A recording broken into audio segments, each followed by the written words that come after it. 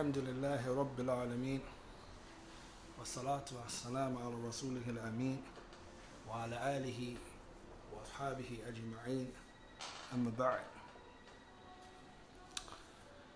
Alhamdulillah, this is a continuation or a part two, so to speak, to the statement of Abdullah ibn Mas'ud radiallahu ta'ala anhu, where he mentioned about utlub qalbaka fi thalath al-mawatin, search for your heart in three places. And alhamdulillah, we did the first part, which was, he says, in the sima' al-Quran, the first place that you should look for your heart is when listening to the Quran. So we covered that, alhamdulillah, in our first talk.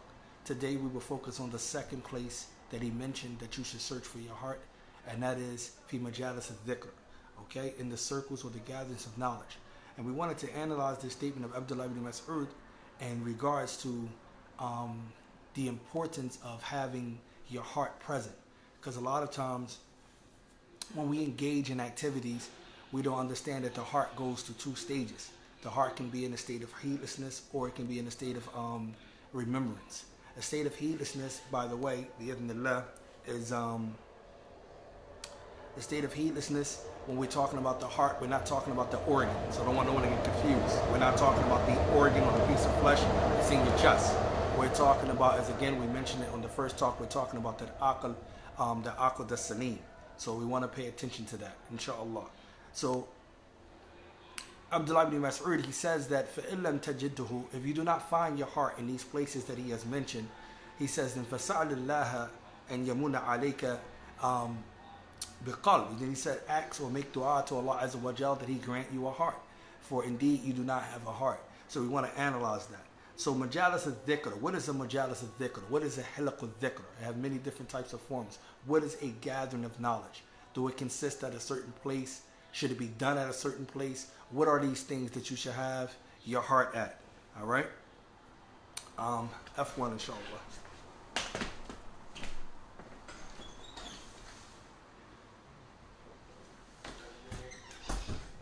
So F1 now. So he says, there comes in the hadith on Anas ibn Malik radiallahu ta'ala anhu, the noble companion. He says, أن رسول الله صلى الله عليه وسلم قال فإذا مررتم برياض الجنة فارتعوا قالوا وما رياض الجنة يا رسول الله قال حلق الذكر وفي رواية الأخرى مجالس الذكر.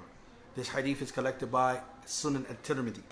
He says that Anas reported that the Messenger of Allah sallallahu alaihi wasallam said, when you pass by the gardens of paradise, okay, when you go by the gardens of paradise, Riyadh al-Jannah, he said, then graze as you wish. Then graze within that meadow, graze within that garden, take from it as you wish. So the companions, they said, what is the garden of paradise, O Messenger of Allah? He said, the gardens of paradise is the circle of knowledge. All right? He said it's the circle of knowledge. Okay? That's first and foremost. So no doubt we can see from this narration, which is collected by At-Tirmidhi, and there's many different reports. This is a hadith that is mutawatir. You have a hadith from Abu Hurairah, you have a hadith from Ibn Umar, you have a hadith from Ibn Abbas. There are many companions who narrated similar to this hadith. Right? So in terms of the circle of knowledge is important. So indeed, the best gathering that one can have, the most purified gathering that you can have, the most complete and most noble gathering that you can have, an estimation in the sight of Allah, would be none other than the gathering of knowledge. All right? Why? Because the gathering of knowledge contains within it that which gives life to the heart. And if anyone was paying attention to his earlier statement that we went in the first video, we explained that the Quran gives life to the heart. So look at the two things here that is very closely related. That even the circles of knowledge, henceforth, the Prophet ﷺ said, وَمَا اجْتَمَعَ قَوْمٍ مِّن قَوْمٍ فِي بَيْتٍ مِّن بُيُوتِ اللَّهِ يَتْلُونَ كِتَابَ اللَّهِ وَيَتَدَارَسُونَهُ بَيْنَهُمْ. The Prophet ﷺ mentioned a hadith collected by Muslim. He says that there is not a group of people that gathers in one of the homes or the houses of Allah, meaning the masajid. Right? They reciting the book of Allah, they studying amongst themselves, etc., etc., etc. In this hadith, the Prophet ﷺ mentioned how gathering, Okay, this is a circle of knowledge, by the way. Even though it's the best place to gather would be in the masjid, as Sheikh Salih Fawzan in his commentary to the hadith, he said the best place to gather for the circle of knowledge would be in the masjid. That's the best place, no doubt. But as Sheikh will elaborate, due to the hadith mentioning the masjid specifically. But the gathering, it gives life to the qulub, all right? It nourishes the iman, and it purifies the soul, and it is the pathway that leads to happiness and success in this life and the next. وَلِهَذَا وَرَدَ فِي فَضْلِهَا وَحَثُّ عَلَى لُزُومِهَا. For this reason, we see many narrations which are reported about its virtue and the encouragement to sticking to a circle of knowledge. Do you understand? Sticking to a circle of knowledge is very important. So why do Ibn Mas'ud say, look for your heart in these three places? Why? One, when you're hearing the Quran, we went over that. Now we're into the gathering of knowledge. Why should your heart need to be present? Because this is the thing that gives your life heart. In the circle of knowledge, you're going to hear the book of Allah. You're going to hear the ahadith of the Messenger of Allah sallallahu alaihi wasallam, which shows us that there is a adab. It is an etiquette. Whenever we hear the Allah's word, or we hear the Prophet sallallahu alaihi wasallam word, or we hear any knowledge that's connected to the deen, there is an etiquette that you and I are supposed to have when listening to these noteworthy or praiseworthy sources. And that etiquette comes in the ayah fi Surah Al-Qaf, where Allah Jalla wa Ala, He mentions that inna fi dhalika la dhikra. Okay? Indeed, in it is a dhikra, is a reminder. It is a reminder for who though? Liman ho, for the one who has a qalb. Alright? Alqa sam'a wa huwa shaheed. The one who has a qalb. Here, the heart is not the physical organ. Okay? The one who has intellect. Okay? The one who has intellect. And the one who's liman alqa sam'a wa huwa shaheed. He lend his ear attentively, and he is witness ever present to this. These etiquettes must be present when taking knowledge. And so it's not cool for us to be sitting in gatherings and hearing Allah said or His Messenger said, and we walk away from the gathering and get nothing. We don't benefit from nothing. We don't take nothing. All right? That shows you the difference between a qalb al-ghaf and a qalb al-dhak. A qalb that is remembering Allah, and a qalb that is heedless. Okay? You want to know the difference between that. So he says, إِذَا مَرَرَتُمْ بِالرِّيَاضِ الْجَنَّةِ فَارْتَعُوا. When you pass by the gardens of Jannah, we talked about what that were. Okay? So if you want to see a real live example of one of the gardens of Jannah on this earth, then you will look at the gardens of knowledge. That's how praiseworthy the status of a circle of knowledge. It don't matter if it's 2 people, if it's 3 people, if it's 4 people, if it's 500 people, if it's more. Okay? A circle of knowledge does not matter how many people are in it. Okay? It doesn't matter. So we don't want to get stuck on that. He says here, فَمَنْ شَاءَ يَسْكُنَ رِيَاضَ الْجَنَّةِ فِي الدُّنْيَا فَلْيَسْتَوْطِنْ وَجَالَسَ الذِّكْرَ فَإِنَّهَا رِيَاضُ الْجَنَّةِ. So whoever wants to reside in a garden of paradise here in this dunya, then let him take up residence in the gatherings of knowledge, in the circles of knowledge. For rally, they are the gardens of paradise. مَجَالَسَ الذِّكْرِ هِيَ مَجَالَسَ الْمَلَائِكَةِ. Another benefit of the gatherings of dhikr. And I want you to see the similarity between the Quran and the circles of knowledge. Ibn Mas'ud's statement is profound. Look what he's saying. Another thing is that the circles of knowledge is not just about men. It's a circle of angels. Angels circumambulate the circles of knowledge. They actually go around searching for people who are in a gathering remembering Allah. Allah asked them, how did you find my servants? Even though He know better than them. They said, we find them making dhikr. We find them saying Allahu Akbar. We find them saying Alhamdulillah. We find them saying Subhanallah. We find them going over your verses, going over your book. Allah Jalla wa Ala mentions, and that the angels, they beat their wings, and He covered them with mercy. This is all of the stuff that comes just from the gatherings of knowledge. Again, it doesn't matter if it's 2, 4, 500. Don't get caught up in numbers here. All right? If it's 2 people remembering Allah Jalla wa Ala, that is a halaqah. That is a circle of knowledge. Also, the kitab. The kitab is also surrounded with the angels. The angels listen. As Allah Jalla wa Ala said, وَقُرْآنُ الْفَجْرِ إِنَّ قُرْآنَ الْفَجْرِ مَشْهُودًا. Allah says in the Quran al-Fajr, here is the recitation of the Quran, meaning in Salat al-Fajr. And indeed, the recitation in the Salat al-Fajr is ever witnessed by who? Who is witnessing it? The people that's in the prayer? No, the angels. Okay? Allah Azza wa Jal and the angels are witnessing the people as they recite. It's important to understand it, alright? So, فَإِذَا وَجَدَ قَوْمًا يَذْكُرُونَ اللَّهَ تَعَالَى تَنَادُوا. So when the angels, they go around and search and they find a group of people remembering Allah Jalla wa'ala in a gathering, they flap their wings. Okay? This is one of the benefits of being in a gathering of knowledge. Okay? So look at this part of the hadith. So when Allah actually questioned them, what do they see? What do they find? Look at this part. Allah asked them, are they in this gathering knowledge asking for my Jannah? Okay, Allah Jalla wa'ala has a verse where He says, the last 3 verses of Surah Al-Fajr, one of the most enlightening, delightful, most comfortable, the most soothing, the thing that should instill in every believer a yearning. If you're going through any type of distress, I tried this myself, so you can try it as well. You're going through any type of distress, just read the last 3 verses of Surah Fajr, Surah 89.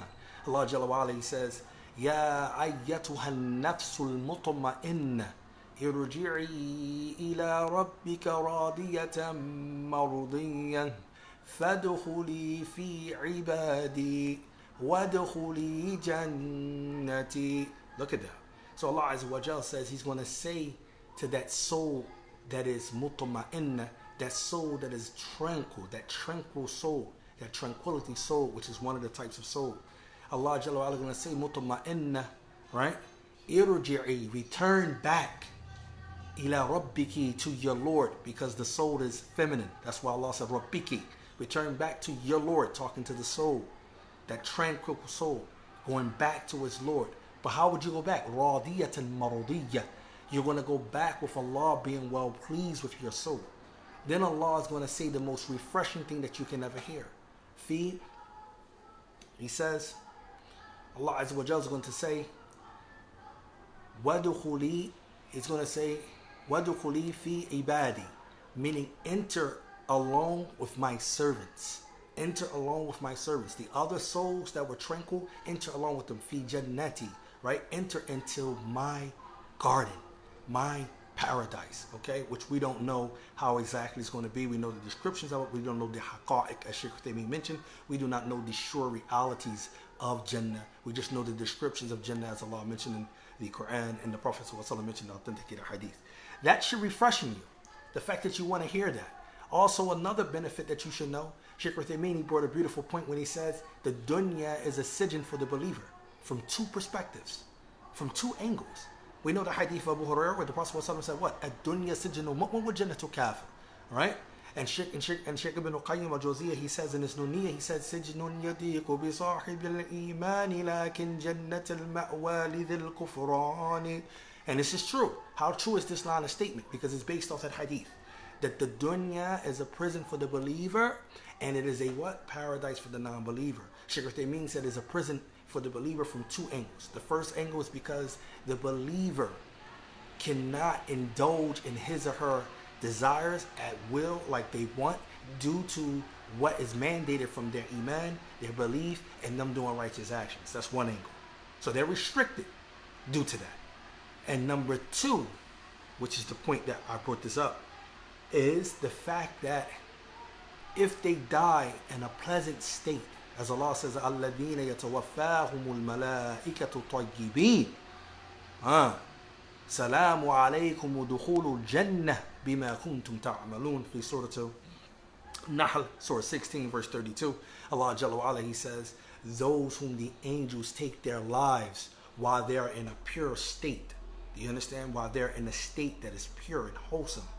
The angels are going to say to them, Salamu alaykum, udkhulu jannah, enter Jannah now. So they are restricted. They are imprisoned in this dunya. So their Jannah is not here. But if they die in a pure state, this is going to be said to them. As Shaykh Uthaymeen said, وَإِذَا وُدِعَ يعني إِنسان في قبره, that when a person is placed in his grave, he is made to see the doors or the gates of paradise. After he is questioned, etc., etc. This is an authenticated hadith, showing you that time afterwards. So we know that this dunya is a prison. So we just wanted to bring some of that as showing you that the angels are what? Circumambulating those persons who go around. So Allah says, is the action about my Jannah? قَالَ فَيَقُولُونَ هَلْ رَأَوْهَا. He says to them, what happened if they see it?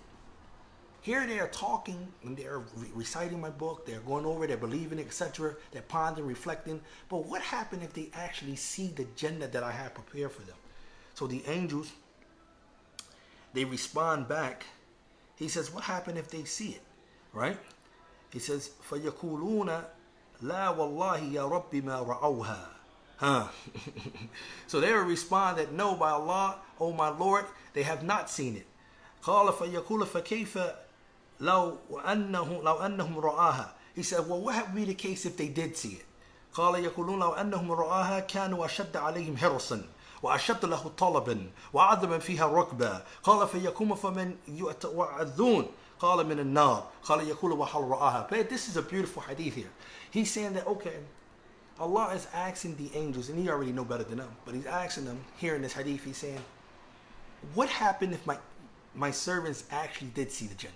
Okay, if they seen it, they said, look what the angels respond. They said if they truly have saw the Jannah, if they saw what was prepared for them, they would be the most eager. Do you understand? They would be the most eager, the most energetic to get to this place. As Ibn al-Qayyim, he says, لو كنت تدري من خطبت ومن طلبت بدلت ما تحوي من الأثنان أو كنت تدري أين مسكنها جعلت السعي منك لها على الأجفان. In his Nuniyah, Ibn al-Qayyim, he says these two lines of poetry which are beautiful, which is describing here what the angels are literally saying. He's saying that have you known, truly known, right, the one whom you're going to be engaged to, meaning the Hur Ayn, right? And the one whom you seek, right? Because you know the Hur Ayn lives in Jannah, right? So you will spend anything, no matter the cost. You will give up anything to get to this place.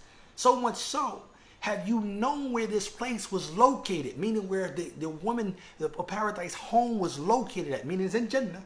If you know where it was at, he says that you will crawl on your eyelids to reach this place. It's not the angels saying this? That they will be the most energetic, the most eager, and then hirs, and then diligency to get to this place. And they're seeking out this place. And they will be the most great in terms of their desire to get to this place, because after they see this place, they know that there's nothing like that. That's why the hadith of the Prophet ﷺ, where he mentioned from the hadith of Abdullah bin Mas'ud, where he mentioned about the man who's going to be dipped. Pay attention now. The man is going to be dipped into the paradise. Just one dip. Whoop, just like that. He says, Allah is going to ask this man, have you ever seen any difficulties or any hardships? He would say, Wallahi, I've never have tasted any difficulties or hardships in my life ever. Right? His life could have been filled with hardships, but because of the Jannah and everything that it contains in it, he's going to say he's never seen it. Tayyib, that's important to understand, right? It goes on to explain about the hellfire and what's being seen in that. So he mentioned that from also the nobility of the gatherings of the dhikr is uluwa makanatiha inda Allahi anna Allah azza wa jalla yubahi bidhakirina malaika. Pay attention to this. Also sitting in the circles of knowledge. Guess what's taking place now? Allah Jalla wa ala, for lack of better words here, Allah boasts of this circle to his angels that are near to him. So Allah Jalla wa ala boasts of you. Okay? Allah boasts of this circle of those who are remembering Allah subhanahu wa ta'ala to the angels. كما ثبت عن أبي سعيد الخدري رضي الله تعالى عنه, as is reported in the hadith of Abi Sa'ud al-Khudri رضي الله تعالى عنه, where he mentioned about this particular statement that Allah Jalla wa ala, he boasts, the Allah Jalla wa ala, yubahi bikumul malaika, Allah boasts about you to the angels. That's another beautiful. So he says, وَمَجَالِسِ تِلْكَ السَّبْعِ عَدِينَ مِنْ أَسْبَابِ وَحِفْظِ اللِّسَانِ. Pay attention there. Also the gatherings of knowledge. Okay? Also the gatherings of knowledge is a means to guard your tongue. Now you might not be on Abu Bakr as-Siddiq level. So you might not walk around with a rock in your mouth. Okay? We ain't at that level. Alright? Some people might call us extreme if we take a rock or a little pebble and put it in our mouths. You know, some people might think we're upon some type of form of extremity. All right, we ain't at that level. But guess what? You don't even have to do that. Just being in the circle of knowledge, whether you was in it for 10 minutes, whether you was in it for 15 minutes, whether you was for 20, half an hour, or even to an hour, at that time that you were in that circle, what was taking place? You was remembering Allah. You was hearing Allah book being recited. You was hearing the hadith being recited. Was you have time for backbiting somebody? No. Did you have time to tell Carrie? No. Did you have time to gossip? No. Did you have time to talk and curse someone out? No. Did you have the time to argue with this? No. All of that time, your tongue was protected from busying itself from other than what it was. Hifdhul lisan. That's the benefits of sitting in the galleries of knowledge, that your tongue is not busy with something else. Because our tongues, I don't care what you say, need to be in prison. Yes, your tongue need to be in prison, because your tongue is either going to speak for you or against you. And that's every time you open your mouth. Do you understand that? That's every time we open our mouth, including me. And so it protects you from that. Also, it protects you from all of the different types of stuff. Plotting, mockery, باطل فاصل فإن عبد لابد له من يتكلم وما خلق الإنسان لسان إلا الكلام, because this tongue was not created for anything but to talk. Do you understand? That sound, that tongue, that make that sound to come out your mouth was to talk. So you're either going to talk in two ways, for you or against you. Period. I don't care how you look at it. I don't care if you was talking about anything, any subject you want to talk about. If that subject is not bringing you closer to the Creator, all right, and it's not protecting you, and it's not something that is considered to be obscene, foul, or things like that, then it will be wholesome for you. But if it's not, then it's good for you to have silence, all right, to restrain your tongue. طيب. Also, what does it do? He mentioned the same thing I just mentioned. He said, وَمَا يَنبَغِي لِلْمُسْلِمِ أَن يَتَفَطَّنَ لَهُ فِي هَذَا مَقَامٍ أن الذكر لله تعالى لا يقتص بالمجالس التي يذكر فيها اسم الله بتسبيح وتكبير ونحوه، بل تشمل من ذاك ما ذكر فيه أمر الله ونهي وحلاله وحرامه ونهي ويرضاه. So he gives a beautiful point here. He says also from the things which is befitting for the Muslim to really think about, to really engage and really think or consider concerning it is, he says, is that this maqam, okay? All right, this maqam, meaning being in this gathering, this position, this station, okay? Being in this gathering, said wherein Allah is being mentioned, do not think that this is only restricted to a gathering wherein Allah's name is being mentioned. His tasbih is being mentioned, like subhanallah, takbir, or anything similar to it. Rather, it entails whatever is mentioned in it from Allah's commands, His prohibitions, from the permissible, from the impermissible, from what Allah subhanahu wa ta'ala loves, from that which He is pleased with. Rather, ربما كان هذا الذكر أنفع من ذلك لا معرفة حلال وحرام والجباء في الجملة على كل مسلم بحسب ما يتعلق به من ذلك. Okay, and he said it's possible that this dhikr can be even more beneficial than that, not from the point of just knowing. He said because knowing, having knowledge about what's permissible and impermissible is obligatory in regards to every Muslim, according to what is connected to it from that. أما ذكر الله بلسانه فأكثره يكون تطوعا وقد يكون واجبا كالذكر في الصلوات المكتوبة. He says, so now you have to understand that making dhikr with the tongue is of two types. There's obligatory dhikr that you have to make with the tongue, and then there's supererogatory things you can do with the tongue. The obligatory thing is like the salat. You have to pray in the salat. You use your tongue to pray in the salat, correct? Whether it's silent or audibly, right? So you have to recite those words. That's one of it. Another one is by the permission of Allah Jalla wa Ala, and we get ready to be done.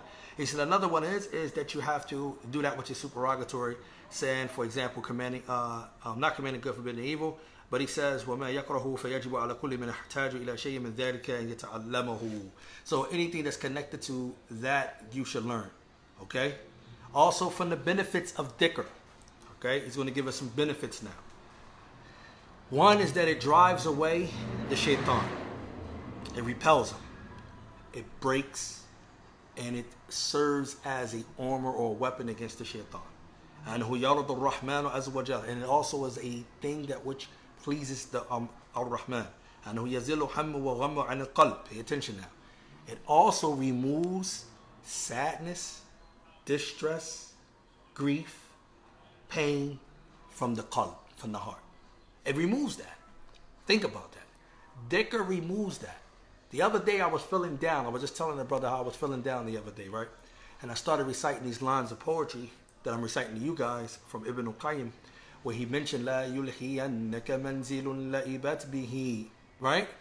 No, not that part. He mentioned the part where he says Asri' wa huthu sayra juhdaka innama masraka hadha sa'atan li zamani. So I recited these lines of poetry to myself, and it brought me right out of my mood, because it had me thinking when he was mentioning, he said that you want to hurry up, to get to this place, to this Jannah, to get to this woman, you want to hurry up. And he says, you want to strive. You want to hurry up and strive with the necessary striving. But he said, إِنَّمَا مَسْرَكَ هَذَا سَاعَةَ لِزَمَانِ. He said, but know that this striving of yours, know that this working and diligence of yours, it's only going to be for 1 hour in a single day. That's how its comparison is. So it's not going to be in a long time. And the brother just was reminding me how the ulama was dividing our time up. That averagely if you live for 60 years, 70 years, give or take 60 years, our lifespan, right? Then you think about that. Out of 60 years, how many years you add up your sleep, your unrest, and your inactivity? You would say about a good 20 years. So you really live about a good 30 to 40 years. That's all you got on the lifespan pretty much you got on this earth. 30, 40 years. And they go by like that. All right? They don't go by short. So it had me thinking like, yo, what is I'm doing? Sa'at li zamani. Right? And that's it. It's only 1 hour. So that brought me back to reality. Another benefit is that أنه يجلب للقلب الفرح والسرور. That dhikr, what the dhikr does, it actually removes from the heart, or no, it actually places in the heart, or drive the heart to happiness and pleasure, right? He says also, one of the benefits of dhikr is that it strengthens the heart and the body. And it also enlighten and illuminate the face and the heart. He says also from the benefits is that it brings about provisions, okay? Another thing is that it actually erases mistakes and sins, okay? Another thing that it does is the reason for tranquility being sent down. I didn't recite all of the hadiths that he bring earlier, but when the angels come down, that's one thing they do when they come to the gatherings of knowledge. إِلَّا نَزَلَتْ عَلَيْهِمُ السَّكِينَةِ. Except that they descend down with tranquility. So that's what he's alluding to here, that it brings tranquility. Also, it is a means of gharasat to Jannah. Do you understand that? It is that inner circle, place of paradise. Why? Because think about it. Why would the Prophet ﷺ compare a gathering of knowledge to paradise? Think about it. Paradise is a place that is wholesome, that Allah subhanahu wa ta'ala name is lofty, that everything good is actually encouraged. There's nothing in there filthy. So if you think about the circle of knowledge, what does it contain? Everything about Allah. Everything about what? Those things, His commandments, His names, His attributes, His book, His this. All of that lofty thing can tie back to Allah Azza wa Jal. So it's pure wholesome. I used to always tell people the most time that I'm ever truthful, that you will ever catch me being truthful. The most time that I'm ever truthful, to myself, to anyone, is when I'm reciting the book of Allah. Allah says, وَمَا أَصْدَقُ اللَّهَ حَدِيثًا. Who is more truthful than Allah in hadith, in speech? Who is more truthful than Allah? Who is more just than Allah Azza wa Jal? So when I'm reciting Quran, that's the most truthful time that I am. There's no lies coming out of my mouth when I'm reciting the book of Allah. Allah Azza wa Jal, He says in the Quran, الذين يقولون ربنا إننا آمنا فاغفر لنا ذنوبنا وقنا عذاب النار الصابرين والصادقين والقانتين والمنفقين والمستغفرين بالأسحار شهد الله أنه لا إله إلا هو والملائكة وأولو العلم قائما بالقسط لا إله إلا هو العزيز الحكيم. The truthfulest time reciting the book of Allah, because everything in the book of Allah is haqq, is true. Do you understand? The speech of Allah is true. There's nothing need to be made up from it, anything. That's the most speech you can define yourself being at. So knowing that, that's how a person can understand, that's the benefits. أسأل الله عز وجل عظيم رب العرش الكريم جعلنا من الذاكرين له وينفعنا بما كتبنا وأن يوفقنا في الدنيا والآخرة إنه جواد كريم وصلى الله وسلم على نبينا محمد وعلى آله وصحبه وسلم. That's the end of this beautiful reminder I wanted to give today. And this is also connected to, by the way, so that you know, this is connected to the statement of Abdullah ibn Mas'ud. I want to mention that full statement for those who didn't catch the first video. So pay attention to this statement. This is reported by Ibn al-Qayyim in his book called Fawaid. He said that Abdullah ibn Mas'ud, he made a statement where he says, "Utlub qalbak في ثلاث مواطن. Search for your heart in 3 places. عند سماع القرآن, when listening to the Quran. وفي مجالس الذكر, when you are what? When you are in the gathers of knowledge. وفي الأوقات الخلوة, and in the times when you are by yourself. So that's the last part I have to do. We're going to do another video where we're going to explain seclusion and what you should be doing in seclusion when you by yourself. So we're going to cover that as well. So he said these 3 places is where you should look for your heart. He says, فَإِن لَمْ تَجِدَّهُ في هذه المواطن. He said, but if you do not find your heart present, not your qalb, your physical organ, meaning your intellect, your attentiveness, everything, the essence, you do not find that there, your understanding at that time, in any of these places that he mentioned, he says, فَسَلِ اللَّهَ أَن يَمُنَ عَلَيْكَ بِقَلْبٍ. Then ask Allah to grant you a heart. فَإِنَّهُ لَا قَلْبٌ لَكَ. Because indeed you do not have a heart. Okay? And we wanted to look at this statement because this statement is beneficial. I mean, how are we with the Quran? Are we heedless, or do we really have a heart present? How are we with the guidance of knowledge? That's what we covered today. Inshallah ta'ala, stay tuned for part 3. Inshallah, we will deal with the seclusion. Inshallah, whatever we said that was incorrect is definitely from myself and shaitan. Whoever says correct from Allah, subhanaka Allahumma bihamdik. Ashhadu an la ilaha illa anta astaghfiruka wa atubu ilayk. Jazakallah khair.